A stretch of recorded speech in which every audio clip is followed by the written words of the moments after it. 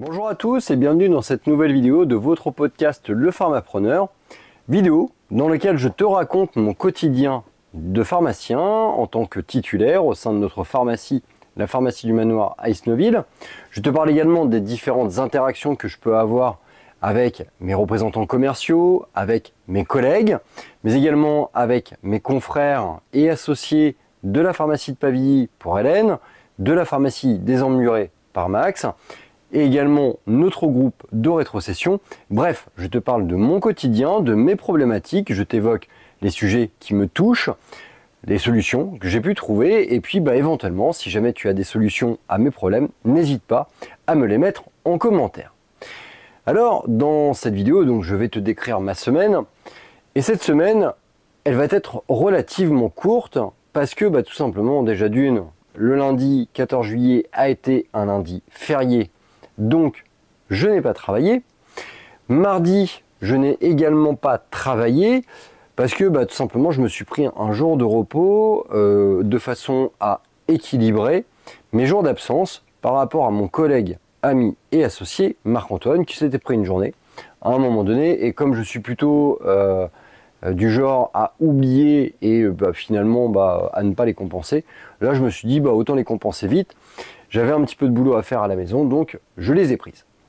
Ceci étant, normalement, j'avais 2 rendez-vous qui étaient prévus ce mardi. J'avais prévu quand même de les honorer quoi qu'il en soit, malgré, je dirais, ce jour de repos, parce que quand on est entrepreneur et quand on est un pharmapreneur, on est dans cette obligation parfois de remplir certains rendez-vous, notamment lorsqu'il y a une espèce de compression en termes de timing, en termes de disponibilité. C'était le cas.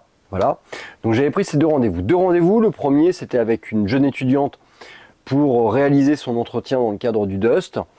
J'ai essayé de communiquer avec elle régulièrement, c'était très compliqué la semaine dernière pour avoir des réponses, pour fixer un rendez-vous.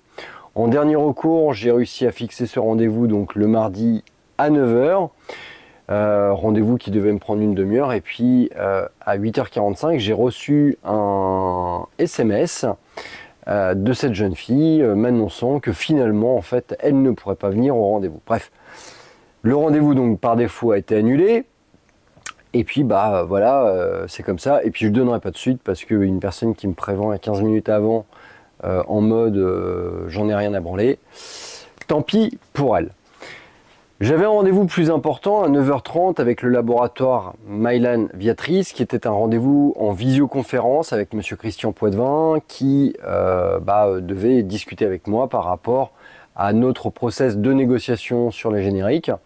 Pour être très clair, monsieur Poitvin m'a rappelé vendredi me disant qu'en fait il ne pourrait pas se positionner pour le moment dans leur démarche, tout simplement parce que en fait ils sont un peu comme nous dans l'attente des annonces gouvernementales et voir comment le laboratoire Mylan Viatris va se positionner. Donc du coup le rendez-vous en visio a été annulé, on garde contact ensemble et on va se recontacter au mois de septembre en espérant avoir un petit peu plus de clarté sur les manœuvres gouvernementales, je dirais, en ce qui concerne la régulation, la gestion de nos partenariats génériques, bref, cette espèce d'ingérence que le gouvernement s'est octroyée dans la gestion officinale. Ça nous perturbe, et ça nous perturbe notamment à ce niveau-là, et notamment au niveau des discussions commerciales qu'on peut avoir avec certains laboratoires. Alors, très questionnant, très intéressant, là où par exemple Mylan Viatris se donne du temps. J'ai par contre eu un retour de la part de Teva, de madame Rebaud, qui elle par contre m'a fait une proposition plus ferme, plus définitive pour le laboratoire Teva. Alors évidemment avec un conditionnel au regard des annonces gouvernementales, mais elle a réussi quand même à se positionner. Biogarant derrière est toujours présent, et j'entends leur faire un retour dans la semaine qui vient. Et donc, qu'est-ce qu'on peut déterminer ? Finalement, c'est qu'il y a des intervenants qui sont intéressés par se positionner sur notre marché, donc de coopter pas loin de 8 structures d'un coup, et d'autres qui, très clairement, en fait, n'en ont peut-être pas forcément grand-chose à faire, ou en tout cas qui préfèrent attendre, se donner du temps pour faire des propositions concrètes, sérieuses. Bref, l'avenir nous le dira. Ça, c'était ce qui devait se passer. Pour ma part, donc, mercredi a été une journée active, si l'on veut, sachant que mercredi matin, avec mon collègue Marco, on a été faire un périple de façon à pouvoir analyser une structure dans le cadre d'un futur projet. Bref, on a pris du temps, une matinée, pour analyser le secteur, pour regarder la pharmacie, comment elle tournait, les axes de développement, qu'est-ce qu'on pouvait faire. Bref, on a pris du temps, on a pris cette matinée, ce qui m'a fait revenir à la pharmacie vers 14 h. J'ai mangé rapidement. Et puis très rapidement, en fait, le train-train, la routine a repris. Alors, on est sur un principe de vacances. Ceci étant, mardi où j'étais absent, mes collègues ont turbiné à mort. En parallèle de ça, il y a les inventaires qui sont en cours, donc ça prend aussi pas mal de temps. Bref, de l'activité comptoir, de l'activité vaccination, donc service. J'en ai profité pour refaire un topo avec mon équipe par rapport à la mise en place et la prise des mails pour nos patients. Alors l'objectif, c'est de se séparer des tickets de promis papier et de passer à des tickets de promis informatiques. Et dans un second temps, réussir à communiquer avec nos patients sur la réception de leurs produits par mail, limiter justement donc les appels, etc., tout en conservant une traçabilité. Et ça, le mail nous le permet.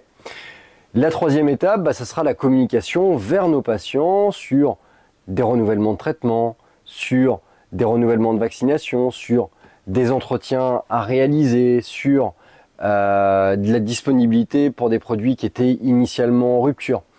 Bref, de la communication médicale par le biais du mail de façon à échanger, solliciter, prévenir, alerter, voilà, d'une manière efficiente et surtout traçable. Du comptoir, de la réception de commandes avec notre nouvelle collègue Salomé, qui est notre étudiante de 2e année en pharmacie, un petit peu d'administratif, sécu mutuel lorsque le temps le permet. Passage également d'une commande Sanofi. Alors j'avais demandé à l'une de mes collègues de la passer avant qu'elle parte en vacances. A priori, elle n'a pas bien regardé ce qui se passait. Elle avait des commandes qui étaient en souffrance, ce qui a fait que lorsqu'elle a généré ces commandes, elle n'a pas eu de besoin noté. Sauf qu'en fait, il y a des commandes de mai qui n'ont pas été réceptionnées, qui n'ont pas été reçues. Donc, à son retour de vacances, je lui demanderai qu'elle fasse le point avec le laboratoire pour voir où sont passées ces commandes qui bloquent finalement la génération de commandes. Et puis, moi, j'ai passé une commande de réassort parce qu'on commençait à être à sec sur certaines références. J'en ai profité également pour valider un certain nombre de contrats avec notre partenaire générique numéro 1, Biogarant. De même, vis-à-vis de Sandoz, mais là plus en rapport avec nos échanges avec le grossiste. J'ai également fait le point avec le reste de mon équipe sur la mise en place au sein de notre structure des entretiens femmes enceintes d'une manière synthétique et également des entretiens sur les antalgiques de palier 2. Alors, je l'ai fait en coordination avec l'ensemble de mon équipe sous la forme d'une discussion, d'un échange, en appui avec Marlène, notre représentante du personnel, de façon à décrypter un petit peu et puis un petit peu déstigmatiser ce type de choses. Puis j'en ai surtout parlé avec mes deux adjoints, Noémie et Mathilde, de façon à mettre ça en place. Alors moi je leur ai montré le document que j'ai réalisé, donc qui est un document synthétique, plus simple. Je leur ai montré le process, la procédure que je souhaitais mettre en place, quelque chose de simple, d'efficace finalement, parce que pour moi quelque chose qui est simple, c'est quelque chose qu'on va faire souvent, rapidement, régulièrement. Dès que ça devient compliqué, fastidieux, pénible, on le fait un peu et puis rapidement en fait on s'épuise, on l'arrête. Bref, j'ai voulu quelque chose de simple et donc du coup le travail au-delà de la présentation, c'est un échange avec Mathilde et Noémie avec lesquels on va faire ce type d'entretien parce que l'objectif c'est bien évidemment d'augmenter le nombre de services au sein de notre pharmacie, tout simplement pour compenser le manque à gagner du générique et ça on va le faire par le biais du service. Qu'est-ce que ça veut dire? Ça veut dire tout simplement que il va falloir les mettre en place et moi je leur ai demandé de m'aider à obtenir une formulation, un format encore plus synthétique, encore plus efficace pour gagner en efficience. L'objectif c'est que fin août, début septembre, les entretiens et ce type d'entretien soient clairement lancés avec un objectif de 5 à 10 entretiens par semaine pour notre structure. Et puis après, on va essayer de développer d'autres types d'entretiens. Tout ça viendra en parallèle avec les vaccinations et les tests, bien évidemment. Alors moi, la petite idée que j'ai derrière aussi, c'est qu'on va développer des entretiens plus lourds que je prendrai en charge. Je m'aménagerai un créneau, le créneau du mardi matin, avec cette prise de rendez-vous, de façon à lancer cette dynamique d'entretien pharmaceutique au sein de la pharmacie. Et je pense, j'espère montrer l'exemple, parce que tout simplement, en fait, c'est notre avenir qui en dépend. La journée de jeudi, pour moi, comme tu le sais, elle commence un petit peu plus tard, tout simplement parce que je vais courir le matin. L'après-midi, on avait une visioconférence avec une banque dans le cadre d'un projet qu'on est en train de mener actuellement, qui a duré 1h30. Ensuite, j'ai été chez une patiente pour lui livrer un déambulateur, des thermomètres et un tensiomètre. Alors, ça m'a pris une petite heure, mais aussi ça m'a permis d'aller chez la dame, de regarder un petit peu quels étaient ses besoins. C'est une personne en handicap. Et donc, du coup, avec ma vision de pharmacien, ma vision de professionnel de santé, j'ai pu identifier chez elle des petits axes qui pourront lui permettre de maintenir son autonomie dans son appartement. Et donc, du coup, elle va vraisemblablement nous commander un certain nombre de matériel à la suite de cette visite. En parallèle, j'ai pris le temps de lui expliquer également comment fonctionnait tout le déambulateur, le thermomètre, les tensiomètres. On a fait le point aussi sur ses ordonnances. Donc là, ça va être un petit bilan de médication que je vais réaliser. Et puis, elle m'a donné également des ordonnances à lui préparer pour la semaine prochaine. Du comptoir, de la vaccination, mon collègue est parti à 17h pour le coup, et force est de constater que l'activité a été extrêmement dense. En fin de journée, j'ai terminé la validation de mes contrats Dust. J'en ai énormément parlé avec ma collègue Marlène, qui a une vision intéressante, pertinente, structurante. Et puis aussi parce que quelque part, l'accueil de Dust, il est important, puis il se fait aussi et surtout, je dirais, par mon équipe. Et je veux que tout le monde soit à l'aise. Alors on va avoir deux profils finalement un peu différents.